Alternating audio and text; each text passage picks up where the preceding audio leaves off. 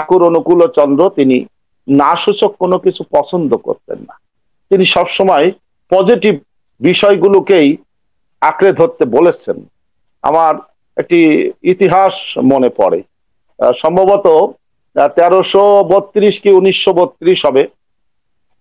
কথাশিল্পী শরৎচন্দ্র চট্টোপাধ্যায় একটি তপবনের একটি অনুষ্ঠানে হিমায়তপুরে গিয়েছিলেন। ঠাকুর অনুকূল চন্দ্রের সামনে যখন তিনি সমুপস্থিত হয়েছেন, কথার একটি পর্যায়ে ঠাকুর শরৎচন্দ্র চট্টোপাধ্যায়কে বলছেন যে দা, আপনার অসংখ্য লেখনী মানুষের হৃদয়ের অংশ হয়ে দাঁড়িয়েছে, কিন্তু আমার ওয়ে ভালো লাগে না। আপনার সমস্ত লেখনীর ভিতরেই না সূচক বিষয়গুলো বেশি বেশি করে ফুটে উঠেছে। সমাজের সমস্যা, সমাজের বিভিন্ন রকমের কষ্ট, এই হেন বিষয়গুলো। যেমন দেবদাস লিখে শরৎচন্দ্র চট্টোপাধ্যায় নিজেকে নিজেই সামলাতে পারেননি। তিনি লাস্টে লিখেছিলেন যে হে পথিক, এই দেবদাসের মতো কোনো চরিত্র যদি তোমার সামনে উপস্থিত হয়, তুমি এক ফোঁটা চোখের জল ফেলো। যা বিশ্ব সাহিত্য সমালোচকরা এই দেবদাস লেখনির জন্য শরৎচন্দ্রকে পুরস্কৃত করতে পারেননি, কারণ তিনি নিজেই তার নিজের আবেগকে ধরে রাখতে পারেননি তারই সৃষ্ট চরিত্রের জন্য। তো ঠাকুর অনুকূল চন্দ্র তাকে বলেছিলেন, আমার ওয়ে ভালো লাগে না। কি ভালো লাগে?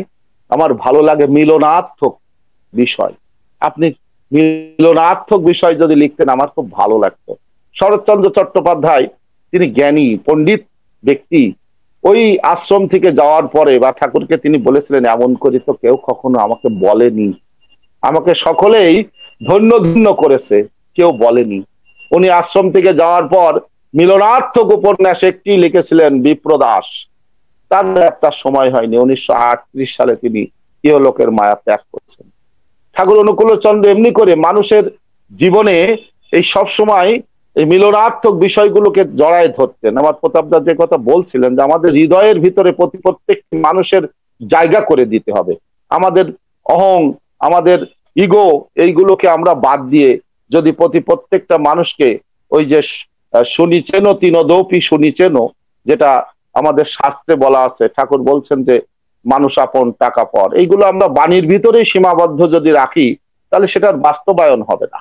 সেই কারণে আজকে আমাদের এই বর্ষবরণের ভিতর দিয়ে আমার খুব মনে পড়ে যে এই বিষয়গুলো যদি আমরা আমাদের জীবনে ফিরায়ে নিয়ে আসতে পারি, আমাদের তো নির্ধারিত জীবন, একটা বয়সকাল নির্ধারিত, সেটা যদি একটু পরিপূর্ণ হয়ে ওঠে, মানুষের স্নেহ ভালোবাসায় আমরা যদি নিজেদেরকে আপ্লুত করে তুলতে পারি, সেটি ভালো হয়। ঠাকুর বলছেন নির্বিচারে যে আমার কথা মেনে চলে লাখো মূর্খ হলেও, নির্বিচারে যে আমার কথা মেনে চলে সে লাখো মূর্খ হলেও মহাপণ্ডিত, আর যে নিজ খেয়ালে চলে সে মহাজ্ঞানী হলেও বেকুব আর পাগল। আজকে আমরা আমাদের খেয়াল বসে নিজেদের জীবনকে অতিবাহিত করছি বিধায় আমরা কখনো বেকুপে পানা করছি, কখনো পাগলের প্রলাপ বকছি। তো সেই কারণে তার যে বিধিবিধান নির্বিচারে পালনের একটি অন্যতম সহায়ক বিষয়। আর যা কিছু পালন করব সেটাকে চরিত্রগত করে ফেলতে হবে, সপারিবারিক সপারিপার্শ্বিক। আজকে আমাদের বিভিন্ন ধর্মগ্রন্থ, এই যে মুসলমান সম্প্রদায়, তারা আজকে থেকে রোজা শুরু হলো, আত্মসংযমের মাস শুরু হলো। এই হাদিস শরীফে পরিষ্কার বলা হচ্ছে তুমি একজন ব্যক্তির বেশি বেশি নামাজ এবং রোজাকে দেখে তাকে ধার্মিক বনে নিও না। খেয়াল করতে হবে কি তিনি সত্য কথা বলেন কিনা, পিতামাতার প্রতি তার অগাধ ভক্তি শ্রদ্ধা আছে কিনা, মানুষের প্রতি তার অন্তরের অন্তঃস্থল থেকে শুভ কামনা আছে কিনা, তাহলেই, এবং তিনি যে উপার্জন করে সংসার প্রতিপালন করেন সেই উপার্জনটা হালাল উপায়ে হয় কিনা, এই বিষয়গুলো যদি থাকে তাহলে তিনি প্রকৃতই ধার্মিক। বেশি মাত্রায় ওই ধর্মীয় যে বহিরাঙ্গিক আচার এইগুলোই আমাদেরকে নির্দেশিত করে না যে আমি কতখানি ধার্মিক। তো এই বিষয়গুলো আমাদের মনে রাখতে হবে। আর ঠাকুর অনুকূল চন্দ্র ইনি আমাদেরকে যে জীবনের বিধান দিয়েছেন, ঠাকুর বলছেন মন সরল, মধুর বচন আর বুক ভরা প্রেম, এই হচ্ছে মুক্তির উপায়। মধুর বচন, মন সরল মধুর বচন আর বুক ভরা প্রেম, এই তিনটেই হচ্ছে মুক্তির উপায়। এখন মুক্তি আমরা প্রত্যেকেই চাই, মুক্তি আমাদের করতলগত হোক, সেটি আমরা প্রত্যেকেই চাই। আমরা ভালো মানুষ, কেউই সবাই হতাশ, কেউ ভালো মানুষ নেই, ভালো মানুষ নেই, ভালো মানুষ। ঠাকুরের কাছে একজন যে বলছেন, ঠাকুর নির্বাচন শুরু হলো, ভোট কাকে দেব? ঠাকুর বলছেন কেন? ভালো মানুষকে দিবি। বলে ভালো মানুষ তো চিনতে পারি না। বলে ভালো মানুষ চেনার উপায়, প্রথমেই দেখবি ওই মানুষটি তার জন্মদাতা পিতামাতার প্রতি কতখানি শ্রদ্ধাশীল, দায়িত্বশীল। আর দ্বিতীয়ত দেখবি যে দেশে তার জন্ম, সেই দেশের কৃষ্টি কালচারের প্রতি তার কতখানি শ্রদ্ধা এবং আনুগত্য, সেটি দেখবি। আর একটা বিষয় হচ্ছে যে সে মিথ্যা ভাষণ দেয় কিনা। এই বিষয়গুলো দেখেই একজনকে ভালো মানুষ কি খারাপ মানুষ এটা আইডেন্টিফাই করা যায়। তো আমরা আজকে নিজেরা নিজেদের কাছে আগে প্রশ্ন করি, আমার জন্মদাতা পিতামাতার প্রতি আমার যতখানি কর্তব্য সেটি আমি কতখানি পালন করব। আজকে পয়লা বৈশাখের এই শুভ দিনে, শুভ লগ্নে দিয়েই নতুন করে আবার শুরু হোক। আমার পিতামাতা যদি জীবিত না থাকে তাহলে কি আমার দায়িত্ব শেষ? না। তাহলে কি করতে হবে? তিনি কোন কর্ম করলে, তিনি যদি জীবিত থাকতেন তাহলে আমি যে কর্মগুলো করলে উনি খুশি হতেন, তার যেটি খুশির কারণ, সেই কর্মগুলো যদি আমি আমার জীবনে বাস্তবায়ন করি, তাহলে তার প্রতি শ্রদ্ধা নিবেদন করা হয়, দায়িত্ব পালন করা হয়। এই যে বৎসর অন্তরে পিতামাতাদের জন্য যে তর্পণ, এটি আজকে সৎসঙ্গের প্রতিটি পরিবারেই প্রায় হচ্ছে, এবং সৎসঙ্গের ভিত্তিকদের দ্বারাই, আমার স্বপনদাদের দিয়েই এই অনুষ্ঠানগুলো বাড়িতে বাড়িতে অত্যন্ত সহজে পালন করা যাচ্ছে। এখন বৎসরে একটিবার শুধু এই অনুষ্ঠানের আয়োজন করলেই যে আমার দায়িত্ব ফুরিয়ে গেল তা না। আমাদেরকে আজকে ঠাকুর অনুকূল চন্দ্র বলছেন যে মহা দুর্যোগ, এই দুর্যোগ চলতেই থাকবে। এর চেয়ে কি, আমরা তো তা এখনো হেঁটে চলে বেড়াচ্ছি। এমনও শাস্ত্র সাক্ষ্য দিচ্ছে যেমন একটি সময় উপস্থিত হবে যে স্বামী আর স্ত্রী মিলে প্ল্যান করছে যে আমাদের বাড়িটা না এমন হবে, এই জায়গাটায় এটা, ওই জায়গাটায় সেটা। এমন এক লহমায় এমন দুর্যোগ নেমে আসবে, সব অন্ধকার একেবারে ধূলিসাৎ হয়ে একটি জলাশয়ে পরিণত হয়ে যাবে। এমনি দুর্যোগ আমাদেরকে মোকাবেলা করতে হবে। তারপরেও ঠাকুর বলছেন তোদের ভয় নেই, বাতাসের গা বেগ তোদের শরীরকে স্পর্শ করবে না। এই শক্তির আধারের সঙ্গে আমরা যুক্ত আছি। ওই যে আমাদের সেই মহাভারতের রচয়িতা তিনি বলছিলেন সেই সময়ে যে এই সময়ের এই নাম একটি সূর্যের তেজের সমান, আর কলির শেষে কল্কি অবতার যে নাম নিয়ে আসবে সেই নামের শক্তি 1,000,000 সূর্যের তেজের সমান।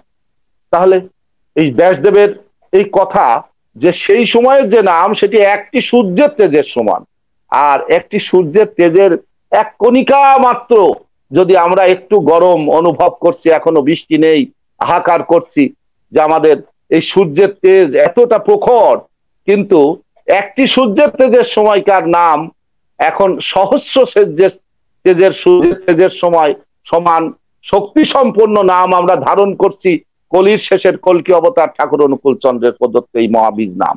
অতএব এই নামের শক্তি যদি আমরা নিজেদের জীবনে একটু ধারণ পালন পোষণ দিতে পারি, তাহলে দয়াল থাকেন যদি মোদের ঘরে, ভাবনার কিছু নাই, ওই নামকেই ভগবান বলে জানবি। তাহলে আমাদের ভয় কিসের? আমরা সেই অকুপ্ত ভয় হয়েই আসি, তার বিধিবিধানের সাথে নিজেদেরকে যুক্ত করে চলার যদি আজকে একটি নতুন করে শপথ নিতে পারি আজকের এই শুভ নববর্ষের দিনে, তাহলেই তার জীবন বৃদ্ধিবাদ আমাদের জীবনে যেমন প্রতিফলিত হবে, আমাদের পরিবারে প্রতিফলিত হবে, আমাদের প্রতিবেশীদের ভিতরে প্রতিফলিত হবে। আমার খুব মনে পড়ে 2001 সালে যখন আমি প্রথম যাজকের আশীর্বাদ নিচ্ছিলাম পূজনীয় বিদ্যুৎ রঞ্জন চক্রবর্তী মহোদয়ের মাধ্যমে, আমাদের ঠাকুরের পৌত্র, তিনি আমাকে বলছিলেন যাজক হয়ে তুমি কি করবে? আমি বলবো ঠাকুরের কথা মানুষের কাছে ভয়ে ভয়ে কাঁপো কাঁপো কণ্ঠে বলছিলাম ঠাকুরের কথা মানুষের কাছে বলবো। তো বলছে তা তো নয় সোনা, তোমার জীবনে ঠাকুরের বিধিবিধানগুলো আগে আচরণের ভিতরে আনতে হবে, আর সেটি তোমার বলা হয়ে যাবে মানুষের কাছে। তুমি যে কর্মগুলো ঠাকুরের নির্দেশিত কর্ম, সেটি যদি তোমার হৃদয়ে বা ব্যক্তি জীবনে আচরণ করে আনতে পারো, তাহলেই সেটা মানুষের কাছে বলা হয়ে যাবে, তোমার মুখে অত বলা লাগবে না। হ্যাঁ, তো সেই আচরণের কথা ওই যে মহাপ্রভু বলছেন, আপনি আসিরে ধর্ম জিততে শিখায়। আর ঠাকুর অনুকূল চন্দ্র তার ব্যক্তি জীবনে যা একদিনও করেননি তা মানুষকে বলেননি। তাই তিনি আমাদের জন্য যা কিছু বিধান দিয়েছেন তার জীবনে আচরণ করে করে তারপরে বিধান দিয়েছেন। তা আমরা আজকে এই নববর্ষের দিনে আমাদের প্রত্যেকের জীবনের শপথ হোক, আমরা আজকে ঠাকুরের চরণে আশ্রিত হয়ে আজকে সারা বিশ্ববাসী তাকিয়ে আছে সৎসঙ্গের দিকটাকে, যাহারা নিত্য কর্ম করে, নিত্য একটি বিধানের সঙ্গে নিজেদেরকে ব্যাপৃত রাখে। এই যে দেখেন ইষ্টভৃতি, আজকে মানুষ 10 টাকার জন্য মানুষকে খুন করে ফেলে, কিন্তু সৎসঙ্গের আদর্শে দীক্ষিত একজন ছোট্ট ছেলেকেও যদি আপনি 1000 টাকার লোভ দেখান, সেও ইষ্টভৃতি না করে কিন্তু সেই 1000 টাকা নেবে না। যে তুমি ইষ্টভৃতি না করে কিছু খাও, তোমাকে আমি 1000 টাকা দেবো, সে খাবে না, খাবে না। কারণ তার ভিতরে ওই বোধটি গজিয়ে উঠেছে আস্তে আস্তে আস্তে আস্তে, যে না, আমার ঈপ্সিত প্রিয় পরমের উদ্দেশ্যে আমার সেই অর্ঘ্যটি আগে নিবেদন করতে হয়। আর এই অর্ঘ্য নিবেদনের মধ্য দিয়ে আমাদের পঞ্চমহাবিপদ থেকে আমরা নিজেদেরকে সেভ করতে পারি। অকাল মৃত্যু, দুরারোগ্য ব্যাধি, দরিদ্রতা, ব্রহ্মহত্যার অভিশাপ আর গ্রহদোষ, এই পঞ্চমহাবিপদ থেকে আমরা নিজেদেরকে সেভ করতে পারি। এই পঞ্চমহাবিপদ যদি সেভ হয়, অকাল মৃত্যু যদি না আসে, দুরারোগ্য ব্যাধি যদি না আসে, গ্রহদোষ যদি না আসে, যার জন্য অসংখ্য আংটি হাতের ভিতরে পড়াই আমরা, নীলা পাথর ইত্যাদি ইত্যাদি, এগুলো লাগবে না। আর যদি আমরা নিত্যদিন চলার ভিতর দিয়ে জানতে অজান্তে কত সব হত্যা করছি, আবার আজকাল অনেকে ভ্রূণ হত্যাও করছে জেনে শুনে, এই সমস্ত মহাপাপ থেকে আমরা আমাদেরকে সেভ করে যদি নিতে পারি, কিসের মাধ্যম দিয়ে? ওই যে ইষ্টভৃতি, মহাযজ্ঞ। এই যজ্ঞ, এই ক্ষেত্রে কোনো ছাড় নেই, একটি মাত্রই লজ এবং ফর্মুলা, ওই ইষ্টভৃতি। এটা যদি আমরা ঠিক মতো রাখি, খুব সংক্ষেপে শেষ করে দিই। ইষ্টভৃতি প্রথম হলো আহরণ, এবং তারপরে সেটি নিবেদন, তারপরে সংরক্ষণ, এবং ওই মাসটি যবে শেষ হবে তো ইষ্ট স্থানে পাঠাস্তা, সেটি হলো প্রেরণ। তাহলে ইষ্টভৃতি আহরণ, নিবেদন এবং সংরক্ষণ, 30টা দিন সংরক্ষণ করতে হবে পুত পবিত্রতার সাথে। এবং অত্যন্ত আমার যত দামি দামি জিনিস আছে, আমার মোবাইল, আমার সোনাদানা, যেভাবে আমি রক্ষা করে চলি গুরুত্ব দিয়ে, ইষ্টভৃতিকে তার চেয়েও বেশি গুরুত্ব দিয়ে রক্ষা করতে হবে। কারণ ওটি অপহৃত হলে, হারায় গেলে ভিক্ষা করতে হয় মানুষের কাছে, গলায় বস্ত্র দিয়ে ভিক্ষা করতে হয়। ছোট্ট একটা লীলা কথা বলে শেষ করি। আর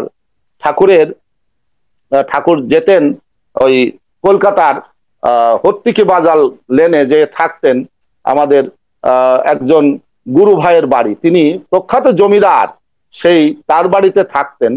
তো উনি ঠাকুরের প্রতি শ্রদ্ধাশীল, কিন্তু ওনার ভিতর অহং জেগেছে যে আমি, ঠাকুর আমার বাড়িতে আসেন, আমার বাড়িতে আসেন, আমি কে আর মানুষ আছি, যার চরণে কোটি কোটি মানুষের যার চরণ আশ্রিত হয়েছে, তিনি আমার বাড়িতে আসেন। এই বলে একেতে জমিদার, জমিদারি রক্ত, তারপরে আবার ওই অহংকার, এই অহংকারে উনি জর্জরিত। তো ঠাকুর বলছেন অহংকার পতনের মূল, অহংকারকে রোধ করতে হবে। ঠাকুর তাকে ডেকে একদিন বলছেন, দাদা আমার না খুব ইচ্ছা হয়েছে। কি ইচ্ছা ঠাকুর? বলছেন যে আমার খুব ইচ্ছা হয়েছে আপনার উপার্জিত অর্থ থেকে আমি একটু পায়েস খাবো। ওই একটা কথা হলো, আমার কাছে আপনি পায়েস খাবেন, কত কেজি দুধ লাগবে আর কত পায়েস আপনি খাবেন? বলছে ওম্বা না, আমি পায়েস খাবো আপনার উপার্জিত অর্থ, মানে আমার কি ইচ্ছা হয় জানেন, আপনি বাজার থেকে না ঝুড়ি ভরে তরকারি কিনবেন। তারপরে বলে হ্যাঁ, ওই তরকারি মাথায় করে যেমন ফেরিওয়ালারা বিক্রি করে কলকাতার অলিতে গলিতে, আপনি বিক্রি করে এসে ওই বিক্রিয় লব্ধ অর্থের যে লভ্যাংশ, তার থেকে আমি পায়েস খাবো। এমনি করে পায়েস খেতে চেয়ে ওই যে তার অহেতু করুণা তার প্রতি বর্ষিত হয়ে তিনি তাই করেছিলেন। অত বড় জমিদার মানুষ, তিনি তাই করেছিলেন, গুরুর আদেশ তিনি পালন করতে বাধ্য হয়েছিলেন। ঠাকুরের অহেতুকে করুণা তার উপরে বর্ষিত হয়েছিল এবং তিনি সেফ হয়েছেন, রক্ষা পেয়েছেন তার অহং থেকে, অহংকার পতনের মূল, পতন থেকে তিনি রক্ষা পেয়েছেন।